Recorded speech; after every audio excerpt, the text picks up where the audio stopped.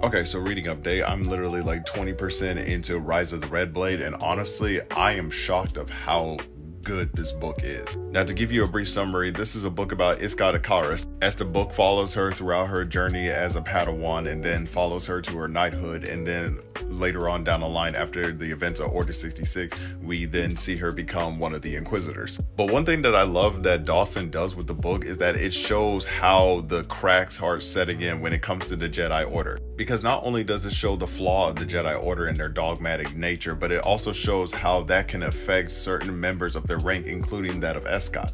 Like when the book first started, she was just a Padawan trying to learn to find her center and to try to learn what it truly means to be a Jedi. And then after a failed rescue mission that then turned into the Battle of Geonosis, which kicked off the Clone Wars, it was at this moment that everything started crashing down all around her. That event, as well as how the Jedi failed to help her through this grieving process since she lost her master during this, would play a bigger role of how she will turn to the dark side and will become an Inquisitor. Much similar to how Dooku defected from the Jedi because of the corruption within the politics and how that played a part in the Jedi Order, which led him to become the head of the Separatist army. And one thing I love is how Dawson doesn't sugarcoat the Geonosian battle and how that literally took a big hit towards the Jedi Order. Like, it was not only an event that kicked off the Clone Wars, but it was also the event that literally took the lives of hundreds of Jedi. And this was something that was continuously a huge issue during the prequel era, especially during the 03 Clone Wars series, where the Jedi Masters have come together to talk about the fact that their numbers have been quickly depleting since the beginning of the Clone Wars, and what led to Anakin Skywalker being knighted in the first place without going through the rite of the Jedi trials.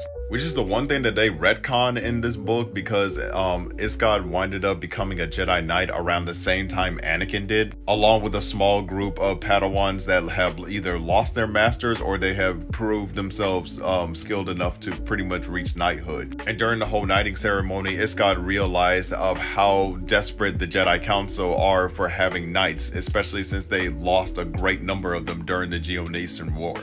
But yeah, I didn't mind the changes to detail of Anakin's knighting when it comes to this book, because it further shows how desperate the Jedi Council were for new knights, especially how the last battle pretty much took out a huge number of them, which I hope Brotherhood by Mike Chen dives a little bit more into that from Anakin's point of view. But overall, this is a solid read so far, which is a huge surprise because, like I said before, the Inquisitors were not really my favorite element when it comes to the canon Star Wars universe. But this book right here is a positive. Anyway, that's all I wanted to say. Also, who's your favorite Inquisitor? Leave it down in the comments below, and I'll catch you guys in the next one.